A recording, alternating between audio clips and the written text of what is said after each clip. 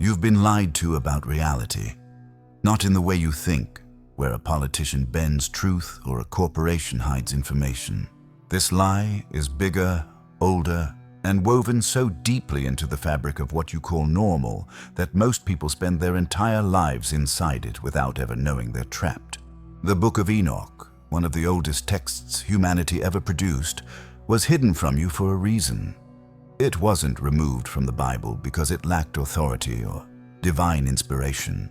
It was removed because it names the prison you're living in, and more importantly, it describes the way out. 10,000 years ago, give or take, a man named Enoch walked this earth. He wasn't a king. He wasn't born into power or prestige. But something about him was different. While everyone else accepted the world as it appeared, Enoch questioned it.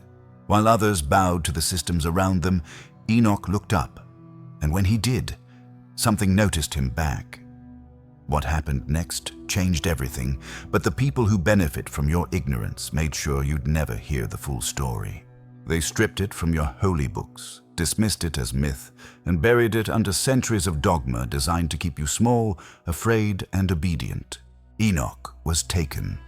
Not kidnapped, not killed, but lifted.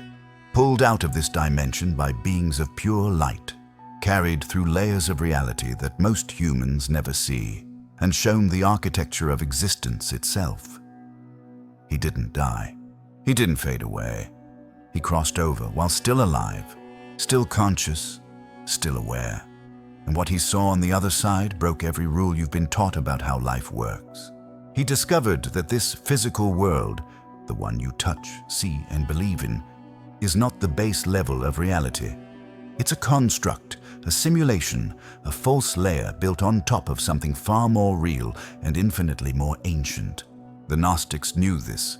They called it the Demiurge's prison, a counterfeit creation designed to trap souls in endless cycles of forgetting and suffering. The Hindus speak of Maya, the grand illusion that tricks you into thinking matter is all there is. The Buddhists call it samsara, the wheel of birth, death, and rebirth that keeps you spinning until you wake up. Plato described it in his allegory of the cave, where humans sit chained in darkness, mistaking shadows on a wall for reality. Even modern quantum physicists are starting to catch up, suggesting that the universe behaves more like information than substance, more like a projection than a solid thing. But Enoch didn't theorize. He saw it firsthand. He walked through the layers. He met the Watchers, those beings who were supposed to observe humanity but instead interfered, teaching forbidden knowledge, mixing their essence with human flesh, and corrupting the natural order. He witnessed the birth of the Nephilim, those hybrid giants born from the union of celestial and earthly, beings who spread chaos and violence across the world. And he stood before the throne of God himself, not as a servant, but as a witness, recording everything so that one day, when the time was right, humanity might remember what was done to them. According to the Book of Enoch, the Watchers came down around Mount Hermon and made a pact. 200 of them swore an oath to take human women as wives, knowing full well it violated cosmic law. Their leader, Azazel, taught men how to make weapons and wage war. Semyaza taught sorcery and root cutting. Armaros taught the resolving of enchantments. Barakiel taught astrology. Kokabiel taught the constellations. Ezekiel taught knowledge of the clouds. Arakiel taught the signs of the earth. Shamsiel taught the signs of the sun. Sariel taught the course of the moon. These weren't gifts. They were invasions. Knowledge given before humanity was ready, before we had the wisdom to use it responsibly. And the result? Corruption, violence, suffering. A world so broken that it had to be reset. But here's what they don't tell you in Sunday school. The Watchers never left. They didn't vanish after the flood. They didn't disappear when their hybrid children were destroyed. They simply changed tactics. They went underground. They became invisible. And today, their influence is stronger than ever, hidden behind screens, institutions, and systems that keep you distracted, divided, and disconnected from the truth of who you are. You live in a false world not because you're unlucky or because that's just how things are. You live in a false world because it was designed that way. Every structure around you, education, religion, media, government, finance, is built to keep you inside the illusion. You're taught from birth to trust what you're told, to obey authority, to chase external validation, to fear death, to worship material success. You're conditioned to believe that the physical body is all you are, that consciousness is just a byproduct of brain chemistry, that there's nothing beyond what science can measure. This is not an accident. This is architecture. And Enoch saw the blueprint. The ancient world understood something we've forgotten. Reality has layers. The physical plane you experience with your five senses is just one frequency in a vast spectrum of existence. Above it, or perhaps more accurately, interpenetrating it, are higher dimensions where time works differently, where thought becomes form instantly, where beings of light and energy move freely. The Egyptians called these the Duat. The Tibetans call them Bardos. The Kabbalists map them as Sephiroth on the Tree of Life. Enoch called them heavens, and he said there were at least 7 of them, each one more radiant and incomprehensible than the last. But something happened. Something went wrong. The separation between these layers was supposed to be natural, a matter of vibration and consciousness. Beings in higher states could visit lower ones, but interference was regulated by divine law. The Watchers broke that law. They crossed over not to guide, but to control. They gave humanity technology without spiritual foundation. They showed us power without teaching us responsibility. They mixed their genetics with ours, creating beings who are neither fully divine nor fully human, creatures trapped between worlds, unable to return home. And when the flood came, when the earth was cleansed, their physical bodies died, but their consciousness. The Book of Enoch says it became something else. These disembodied spirits, these hybrid entities, couldn't move on. They were stuck, existing in the space between dimensions, feeding on human energy, influencing human thought, whispering to anyone who would listen. The Gnostics called them archons. Shamanic traditions call them parasites or attachments. Some modern researchers call them the shadow government, the hidden hand, the controllers. Names change, but the pattern stays the same. Invisible forces that benefit when you're asleep, afraid, and obedient. Look at the world today. Really look at it. You're told you're free, but you're drowning in debt. You're told you're connected, but you're lonelier than ever. You're told you're informed, but you can't tell truth from fiction.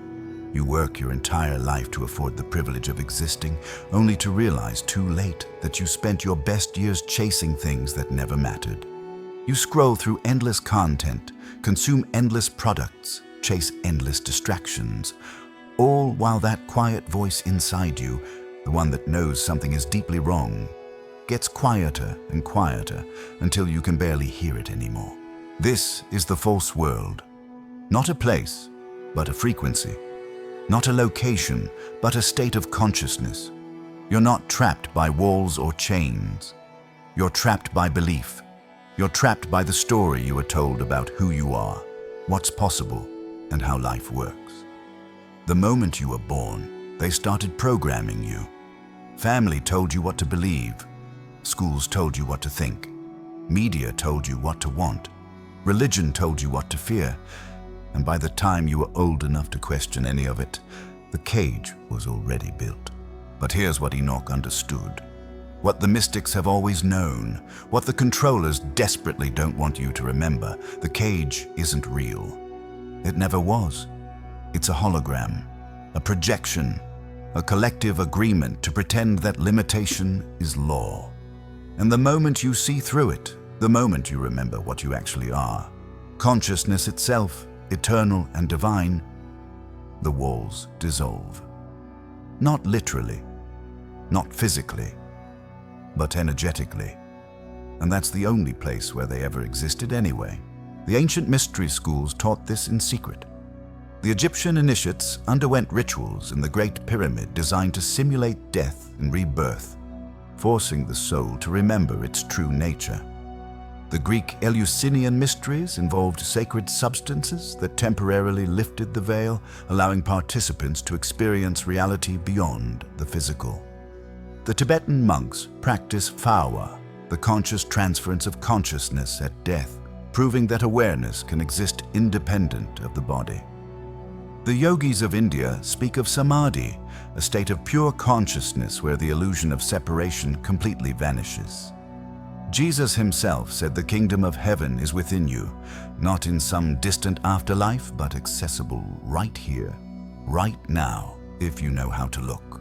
Enoch was one of the first documented cases of someone not just understanding this intellectually, but living it, embodying it, becoming it. He didn't wait for death to see what's on the other side. He walked there while still breathing, still aware. And when his physical form could no longer contain the energy he'd become, he didn't die. He transformed. The texts say he became Metatron, one of the highest angels, the voice of God, the scribe of all that exists. A human became divine, not through worship, not through sacrifice, but through awareness, through remembering, through saying yes to the truth that exists beyond the veil. But they buried his story because they couldn't control it. They couldn't weaponize it. They couldn't use it to make you small, obedient, and dependent. Enoch's message is simple and absolutely terrifying to every institution built on power. You don't need them. You never did. The divine isn't distant. It's not watching from some unreachable throne in the sky, waiting to judge you. It's the very substance of your being, the awareness behind your eyes, the consciousness experiencing this moment right now. You are not in the universe. You are the universe experiencing itself through a temporary human form. The controllers know this. That's why they work so hard to keep you distracted. That's why the pace of modern life keeps accelerating, why screens follow you everywhere, why you're bombarded with information but starved for wisdom. Because the moment you sit still long enough to look inward, the moment you unplug from the noise and remember who you are, their power over you ends. Not through revolution, not through resistance, but through irrelevance. You simply stop playing their game. So, how do you exit? How do you escape a prison made of belief? First, you have to see it. You have to stop accepting everything at face value and start questioning the narratives you've been fed. Why do you believe what you believe? Who taught it to you? What do they gain from you believing it? This isn't paranoia. This is discernment. The false world relies on your unconscious participation. It needs you to stay asleep, to keep following the script, to never ask the deeper questions. The moment you start asking, cracks appear. Second, you have to reclaim your attention. Attention is the currency of consciousness. Whatever you give your attention to, you feed. Whatever you feed grows. Right now, your attention is being harvested, sold, and weaponized against you. Every notification, every headline, every algorithm is designed to keep you scrolling, clicking, consuming, reacting. This isn't entertainment. This is control. Enoch spent 300 years walking with God. Not because God was walking around ancient Mesopotamia in physical form, but because Enoch learned to direct his attention toward the divine frequency instead of the noise of the world. He practiced presence. He cultivated awareness. He chose where to place his focus, and that choice changed everything. Third, you have to go inward. The false world exists in the external. It's all out there. The things to buy, the status to chase, the approval to earn, the fears to avoid. But the real world, the eternal world, exists within. Every spiritual tradition on earth teaches this. Jesus said, "Seek first the kingdom within." The Buddha taught that peace comes from detachment from external conditions. The Tao Te Ching says that knowing others is intelligence, but knowing yourself is wisdom. Enoch's entire story is about a man who stopped looking outside for answers and started listening to the truth that was already inside him. That's what made him ready. That's what allowed him to be taken higher. Fourth, you have to change your energy. Everything is vibration. Science has proven this. Matter is just energy vibrating at a low frequency. Thought is energy moving faster. Consciousness is energy at its highest, most refined state. The false world operates at a specific frequency. Fear, anger, greed, separation, survival. When you match that frequency, you're stuck in it. But when you raise your vibration through love, gratitude, presence, and connection to something greater than yourself, you literally start existing in a different reality. Not metaphorically, literally. You see things others don't. Opportunities appear that weren't there before. Synchronicities become common. Life starts flowing instead of forcing. This is what the mystics mean by being in the world, but not of it. The Emerald Tablet of Hermes, another text that mainstream academia dismisses as superstition, states, "As above, so below, as within, so without." Your external world is a reflection of your internal state. Change the inside, and the outside must change. Not always instantly, not always in the way you expect, but it must, because that's how reality works. Enoch understood this. He changed his internal frequency so completely that his external reality could no longer contain him. He became too light, too refined, too awake to remain in the dense physical world. So he left it. You might be thinking this sounds impossible. You might be thinking you're just a regular person, not some mystical prophet, but that's exactly what they want you to think. Enoch was regular too. He wasn't born special. He wasn't chosen from birth. He made choices. He paid attention. He walked a path that others weren't willing to walk. And the reason his story was hidden is precisely because it proves that you can do the same thing. Not become Metatron necessarily, but wake up. Remember, exit the false world while you're still breathing and start experiencing the real one that's been here all along. The Book of Enoch describes in detail what he saw when he was taken up. He spoke of crystal palaces, beings made of fire and light, halls where the secrets of thunder and lightning are kept, chambers where the souls of the dead await judgment, and a throne room so brilliant he could barely describe it. These aren't fairy tales. They're maps, coordinates, evidence that reality extends far beyond what your five senses can perceive. Modern physics is finally catching up, talking about parallel dimensions, quantum entanglement, and the observer effect. The bizarre phenomenon where particles behave differently when they're being watched, suggesting that consciousness itself affects physical reality. The double-slit experiment proved that observation changes outcomes. Quantum mechanics suggests that particles exist in a state of probability until measured. String theory proposes multiple dimensions we can't perceive. Simulation theory, now seriously discussed by scientists and philosophers, suggests our entire universe might be a projection, a program running on some cosmic computer. The Gnostics would smile at this. They've been saying it for 2,000 years. The physical world is a copy, a shadow, a false creation designed to trap divine sparks inside matter. Enoch saw this, he documented it, and they made sure you wouldn't read his testimony. But you're reading this now. That's not an accident. Nothing is. If you've made it this far, it's because something in you is ready to hear this. Something in you already knows it's true. You've felt it your whole life, haven't you? That sense that something is off, that the world doesn't make sense, that there has to be more than just being born, working, consuming, aging, and dying. That feeling isn't depression, it isn't pessimism, it's recognition, it's your soul trying to wake you up, trying to remind you what you are before you forget completely. The false world has a name in Sanskrit, Maya, the great illusion, the veil of forgetfulness that descends the moment you're born into a physical body, making you forget where you came from and who you really are. In ancient Egypt, they taught that before birth, souls drink from the river Lethe, the river of forgetfulness, so they could experience physical life without the burden of eternal memory. But they also taught that awakening was possible, that through sacred knowledge and inner work, you could remember before death came. That's what the mystery schools were for. That's what initiation really meant.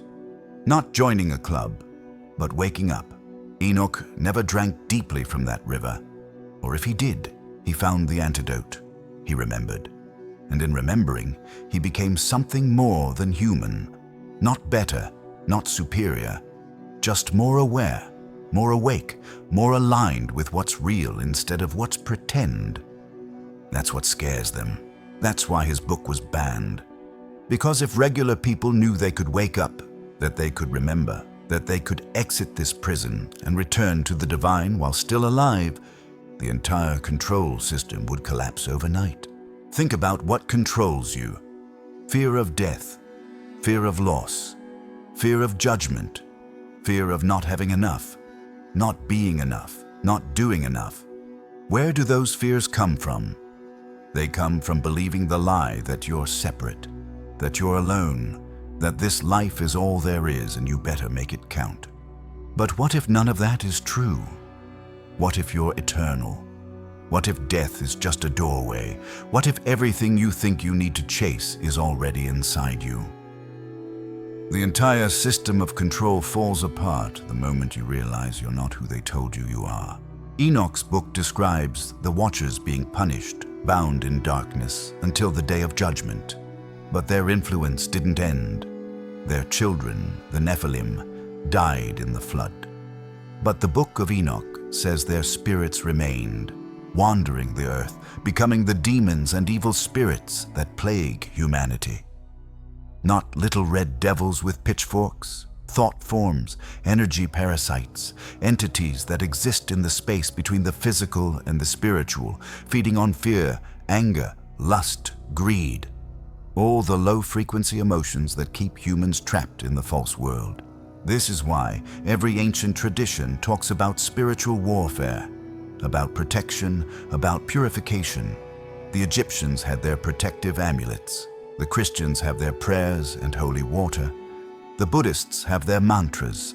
The shamans have their smoke and rituals. They're all addressing the same thing. Invisible forces that try to keep you asleep. Not because they're all powerful, but because they're desperate. They have no power except what you give them. They can't force you to do anything.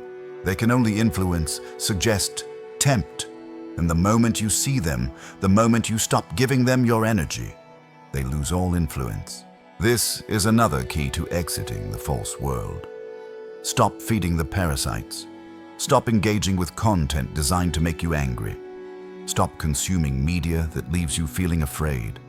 Stop participating in arguments that go nowhere. Stop giving your energy to people, systems, and situations that drain you. This isn't about hiding from the world. It's about being strategic with your life force. You have a limited amount of attention and energy in any given day. Are you spending it on things that elevate you or things that diminish you? Are you feeding your awakening or feeding the system that wants to keep you asleep? The Hopi people have a prophecy that says in the final days, those who live on their hearts will survive, while those who live in their heads will perish. That's not literal death. It's about where you place your consciousness. The head is where the false world lives. The endless thinking, planning, worrying, judging, comparing. The heart is where truth lives. The feeling, the knowing, the quiet certainty that needs no proof. Enoch walked with his heart. He didn't need to understand everything intellectually. He trusted the divine order, even when it made no sense to his human mind. That trust, that surrender to something greater than ego, is what allowed him to rise. You can do this too. Not all at once, not in some dramatic flash of light, but gradually, through thousands of small choices that add up over time. Every time you choose presence over distraction, you exit a little more. Every time you choose love over fear, you exit a little more.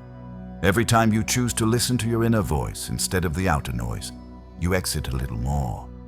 Eventually, You reach a point where you're still in the world but no longer controlled by it. You're here, but you're not stuck.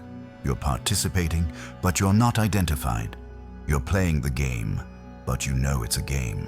That's freedom. Not escaping to some other place, but being so awake right here that nothing here can trap you anymore. The Buddhists call it enlightenment. The Christians call it salvation. The Hindus call it moksha. The Sufis call it fana. The mystics across all traditions are describing the same state. The end of suffering, the end of illusion, the end of separation. And it's not something that happens after you die, though death certainly provides a shortcut. It can happen right now. It's happening to some people right now, and the only reason it's not happening to everyone is because most people are too hypnotized by the false world to even look for the exit. Enoch looked. That's all it took. He looked up when everyone else was looking down. He asked questions when everyone else accepted answers. He walked toward the mystery instead of away from it, and the divine met him there. That's how it always works. The universe doesn't force awakening on anyone. It waits, it watches. And the moment you take one step toward truth, it takes 10 steps toward you. The moment you crack the door open, light comes flooding in. The moment you ask sincerely, genuinely from your heart, show me what's real, reality responds. But you have to mean it. You can't wake up halfway. You can't keep one foot in the false world and one foot in the real world. It doesn't work like that. At some point, you have to choose. And choosing truth means letting go of everything that isn't true, even if it's comfortable, even if it's familiar, even if everyone around you thinks you're crazy for questioning it. Enoch was probably called crazy too. Imagine being the guy in ancient times saying angels spoke to him, that he traveled through multiple heavens, that he saw the throne of God. People probably thought he was insane, but he didn't care. He knew what he experienced, and he wrote it down anyway, knowing future generations might need it. That text survived against impossible odds, hidden in caves, preserved by Ethiopian monks, translated and retranslated, dismissed by scholars, mocked by skeptics. Yet here it is, still speaking to those who have ears to hear, still pointing toward the truth that those in power would rather you never discover, still saying the same thing it said 10,000 years ago. You're not trapped, you're not helpless, you are not small. You are divine consciousness temporarily wearing a human costume. And the moment you remember that, everything changes. The modern world offers you 1,000 ways to forget. Drugs that numb you, entertainment that distracts you, work that exhausts you, relationships that drain you, systems that trap you. And if you follow the path they've laid out, you'll spend your whole life running on a hamster wheel, getting nowhere, believing you're making progress while actually just generating energy for those who feed on your confusion and suffering. That's not conspiracy. That's design. The Matrix movies weren't fiction. They were disclosure. The red pill, blue pill choice is real. Most people take the blue pill without even knowing they had a choice. The red pill is uncomfortable. It's lonely sometimes.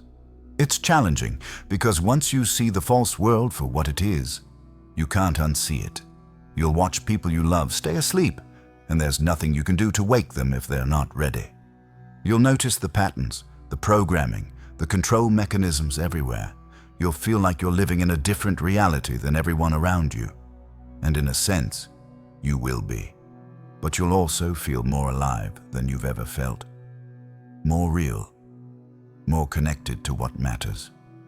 More able to experience joy, peace, and love without needing external circumstances to give them to you. This is what Enoch discovered. This is what every awakened being throughout history has tried to tell you in 1,000 different ways. The spiritual teachers, the mystics, the sages, the shamans, they're all saying the same thing in different languages. Wake up. Remember. Come home. Not to a place, but to a state of being. Not after death, but right now. The kingdom of heaven is at hand. available in this very moment if you shift your consciousness even slightly. So here's the practical part, the how-to, the specific steps you can take starting today to begin your exit from the false world. First, create space for silence. Turn off the noise, literally. No music, no podcasts, no TV, no scrolling. Just sit in silence for even 5 minutes a day. Your mind will resist. It's been trained to avoid silence because silence is where truth speaks. Push through the discomfort. Let the thoughts come and go without engaging them. And in those quiet moments, you'll start to hear something else. A presence, an awareness. The real you that's been buried under layers of conditioning and noise. Second, question your beliefs. All of them. Don't accept anything just because someone told you it's true, even if that someone was your parents, your teachers, your religious leaders, or society at large. Ask yourself, is this actually true, or have I just been told it's true? How do I know? What evidence do I have? What would change if I stopped believing it? This isn't about becoming cynical. It's about becoming sovereign, taking full responsibility for what you allow into your consciousness. Third, practice presence. The false world exists in past and future, in regret and anxiety, in memory and anticipation. The real world exists only now, in this moment. When you wash dishes, wash dishes. When you walk, walk. When you eat, eat. Stop doing 3 things at once while thinking about 10 others. This sounds simple, but it's revolutionary. Presence breaks the spell. It pulls you out of the mental prison and drops you into reality as it actually is. Alive, immediate, and full of wonder if you're paying attention. Fourth, follow your energy, not your thoughts, not what makes sense, not what you should do, but what actually lights you up, what makes time disappear, what feels like play instead of work. The false world teaches you to ignore this guidance, to do what's practical and responsible even if it kills your spirit. The real world operates on different physics. When you align with your natural frequency, with what genuinely excites and energizes you, doors open, resources appear, synchronicities multiply. You stop forcing life and start flowing with it. Fifth, connect with nature. The false world is concrete, steel, glass, and screens. The real world is earth, water, fire, and air. Go outside.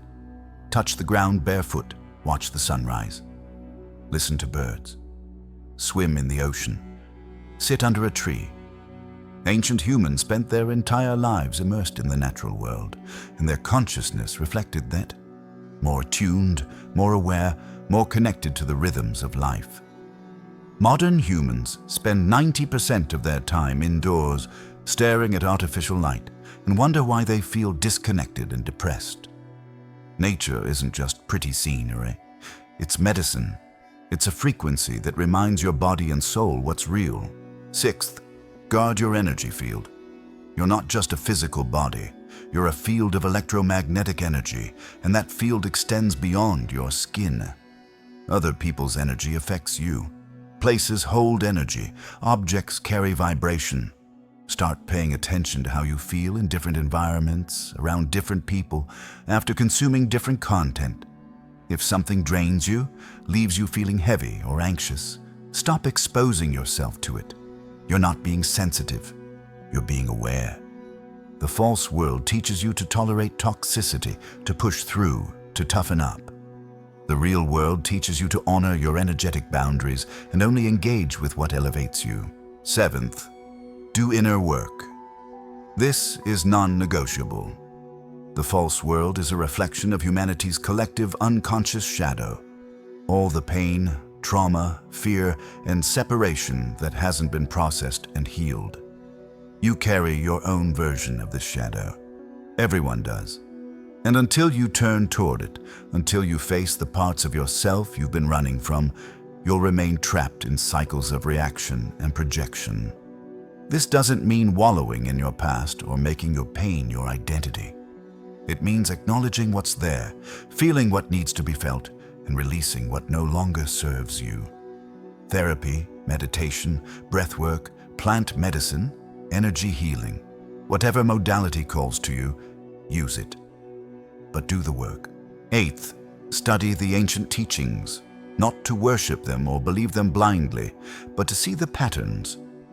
Read Enoch, read the Gnostic texts, read the Vedas, read the Tao Te Ching, read Hermes, read the mystics from every tradition. You'll notice they're all describing the same reality from different angles.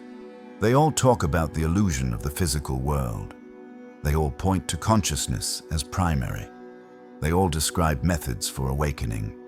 This knowledge wasn't meant to be locked away in dusty libraries or exclusive mystery schools. It's your birthright. Claim it. Ninth, practice discernment without judgment. The false world wants you to either blindly accept everything or cynically reject everything.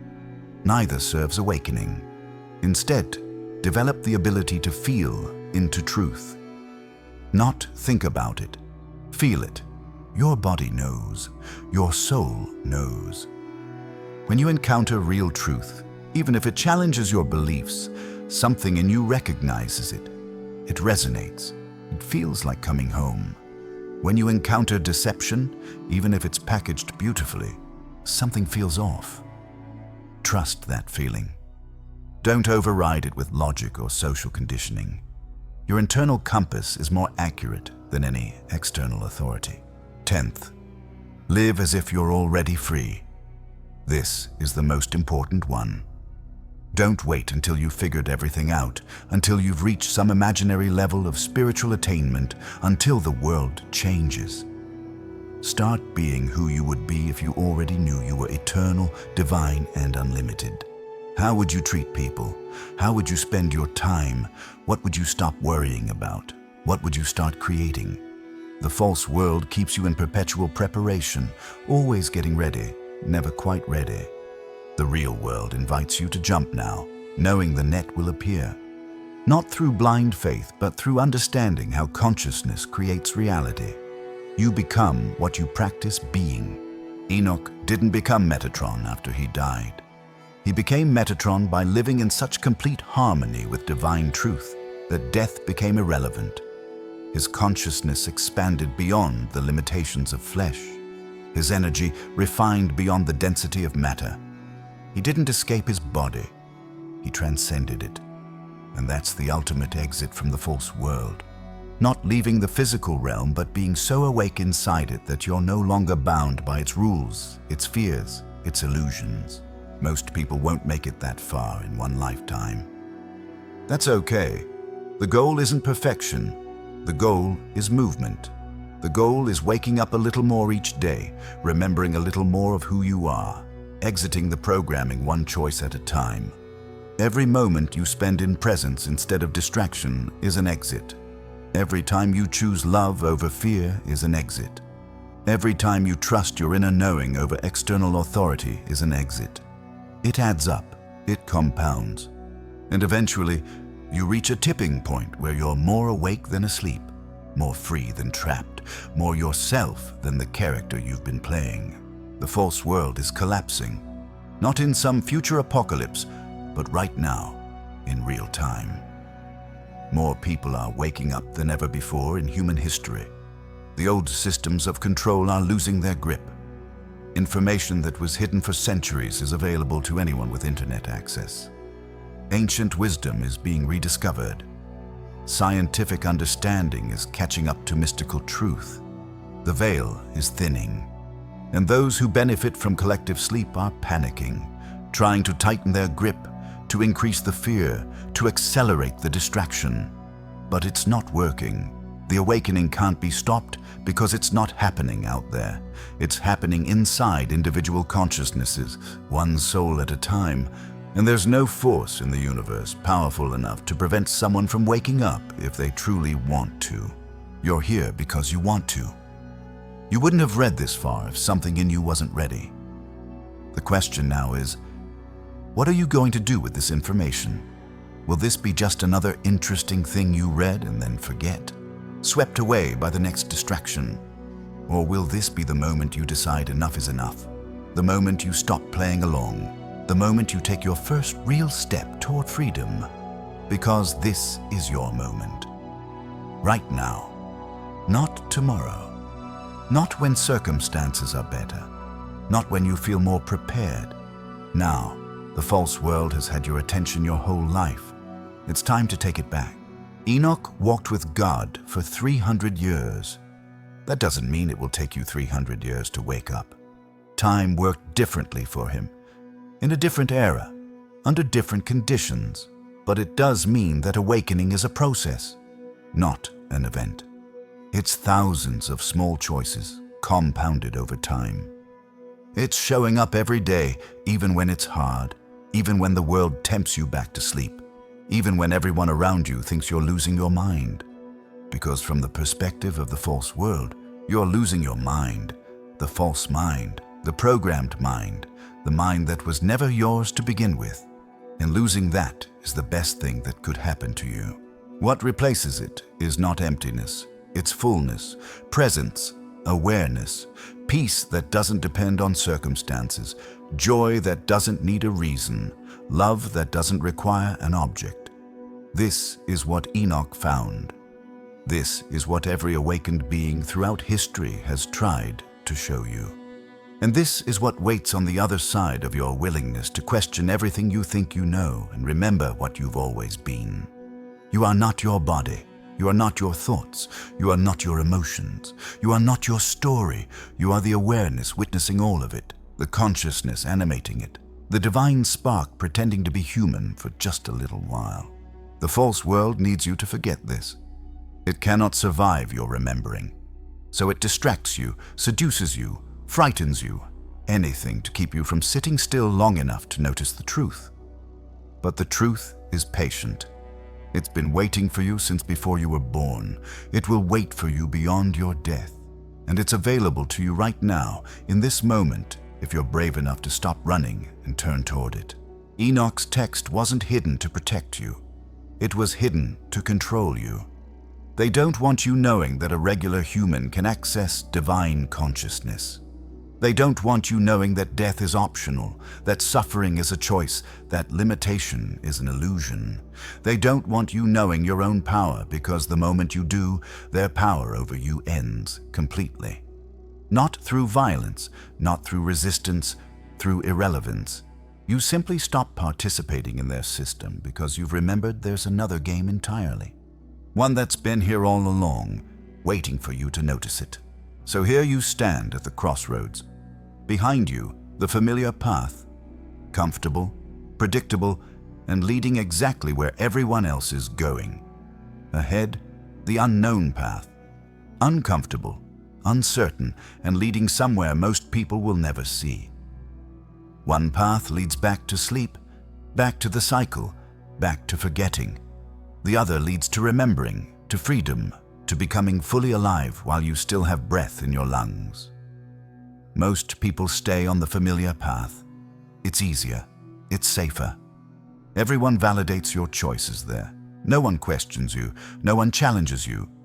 And you'll reach the end of your life wondering why you always felt like something was missing, why you never quite felt at home in your own skin. Why that quiet voice inside never stopped whispering that there had to be more than this. The other path is harder.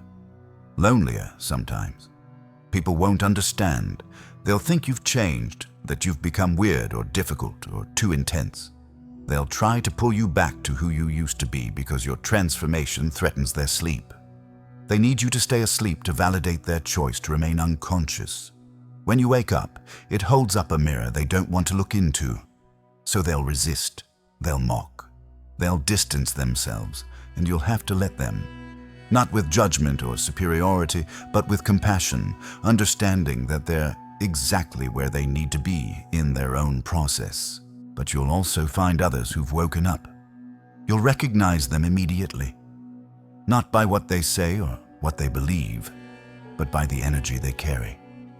There's a lightness to them, a presence, a knowing, and when your eyes meet, you'll feel it. Recognition. Not because you've met before in this lifetime, but because you've both been to the same place, seen past the same veil, and return to navigate this strange false world while knowing it's not all there is. These connections will sustain you. They'll remind you that you're not crazy, not alone, not imagining it. They'll confirm what your soul already knows. This awakening is real, and it matters more than anything else you could possibly do with your life. The exit from the false world isn't dramatic.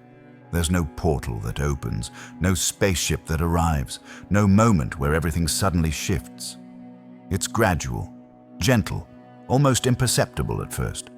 You start noticing things others don't. Colors seem brighter. Food tastes richer. Music moves you in ways it didn't before. You feel more, sense more, perceive more. At first, it might even be overwhelming because you've spent your whole life numbed out, shut down, protected from the intensity of being fully alive.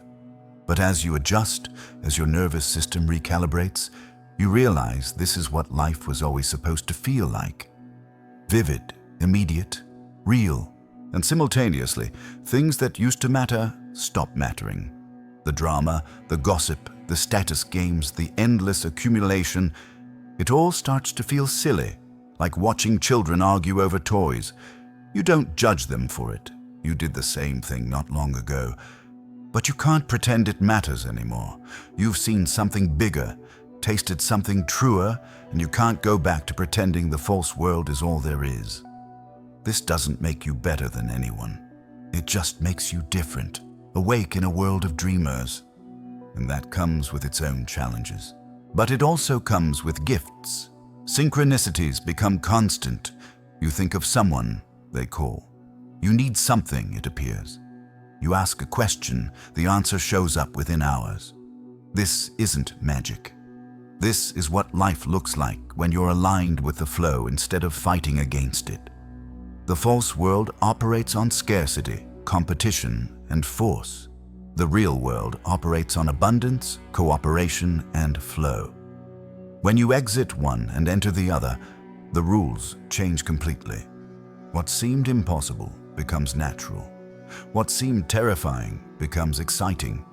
What seemed like the end becomes the beginning. Enoch's transformation into Metatron represents the completion of this process. The moment when human consciousness fully merges with divine consciousness, when separation dissolves completely, when you realize you were never separate to begin with. That was always the illusion. The false world's primary lie: you are alone, isolated, disconnected, vulnerable. The real world's eternal truth: you are connected to everything, part of everything, inseparable from the source of all that exists. You are a wave in an infinite ocean, temporarily believing you're just water in one specific form. But you're not. You're the entire ocean experiencing itself through this particular wave. Understanding this intellectually changes nothing. Experiencing it changes everything.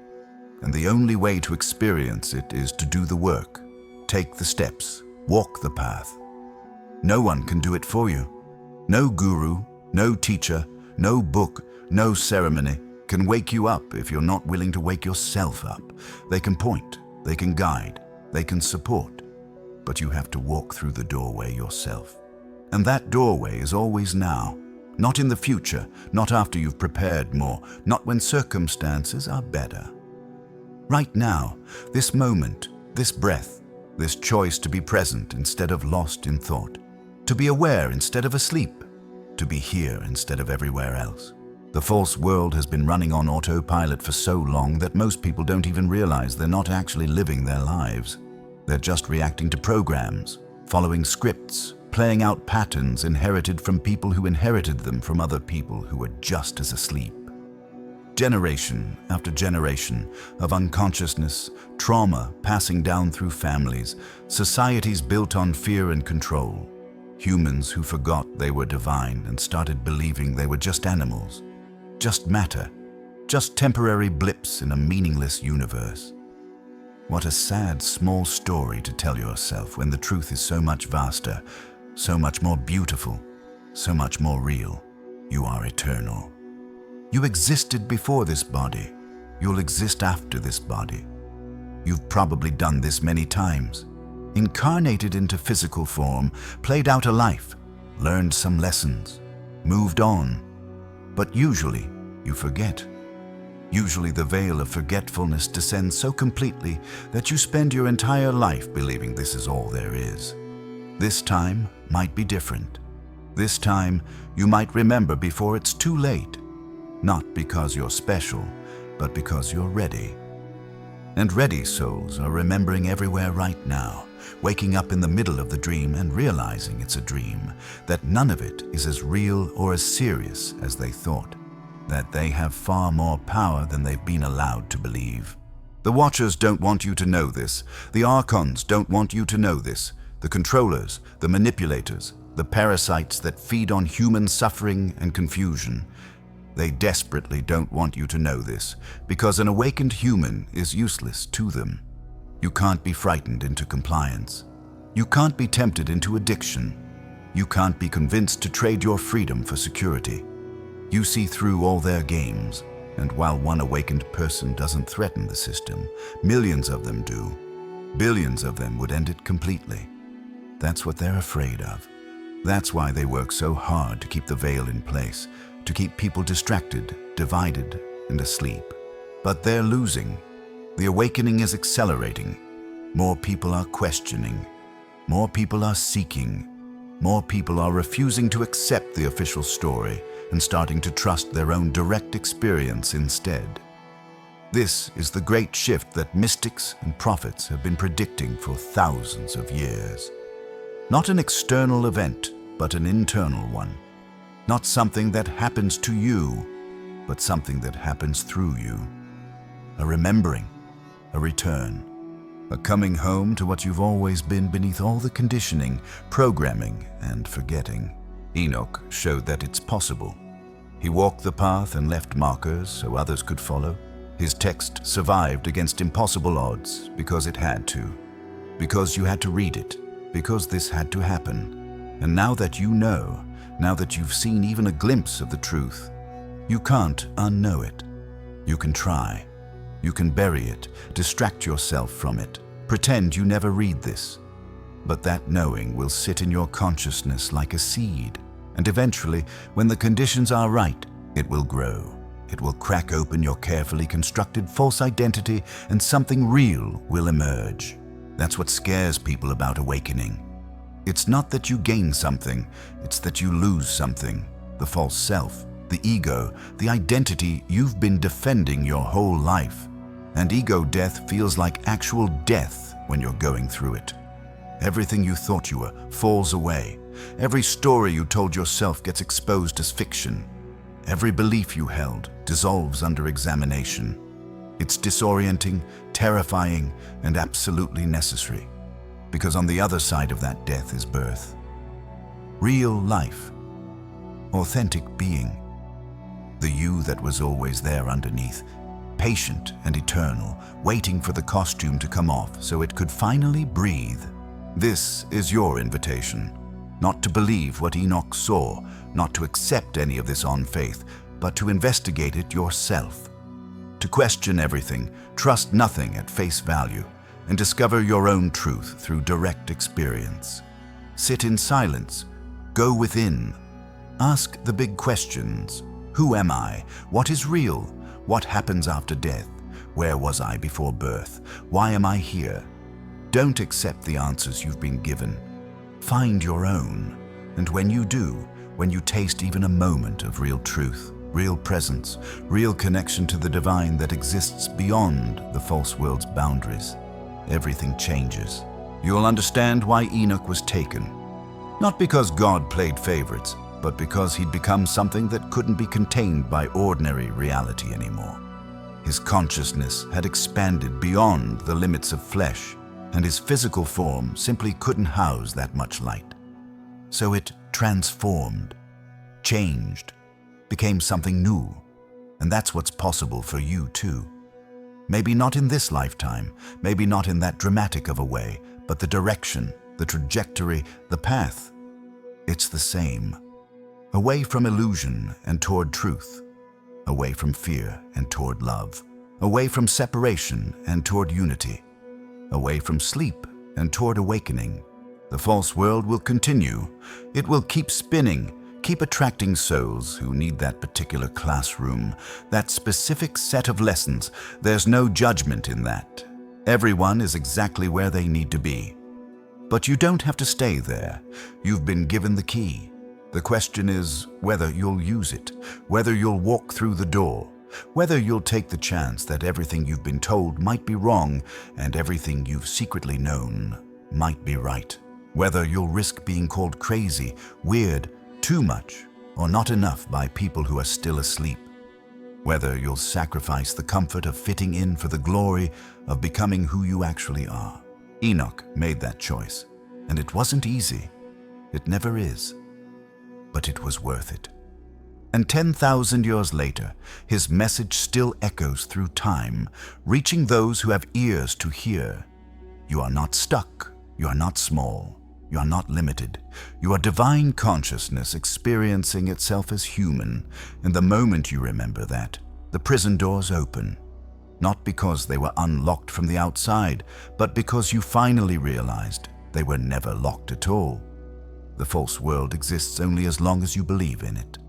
The moment you stop believing, it dissolves like mist in morning sun. This is your moment.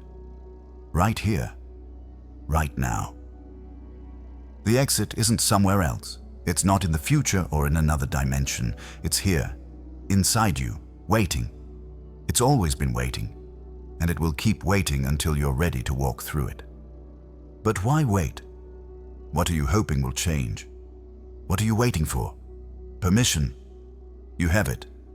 Proof. You won't find it out there. The only proof that matters is your own direct experience. Understanding. It comes through action, not through more thinking. So stop waiting. Stop preparing. Stop looking for one more sign. This is the sign. These words are finding you precisely when you need them. And what you do next determines everything. You can close this now and return to your regularly scheduled programming. Return to the false world, to the comfort of not knowing, to the safety of staying small. No one will blame you. Most people make that choice. Or you can pause, breathe, let this land, and then take one small step toward remembering. Just one. Sit in silence tonight before you sleep. Ask to be shown the truth. Open yourself to the possibility that everything you think you know might be wrong. And watch what happens.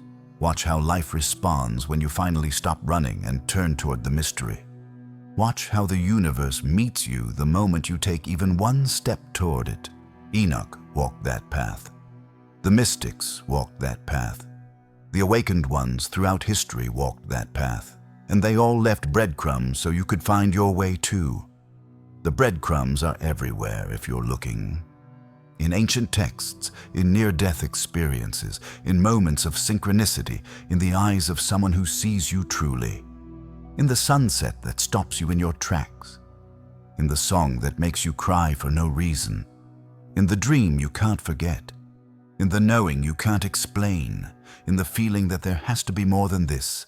There is. There always has been. You just forgot, but you're remembering now, and that changes everything.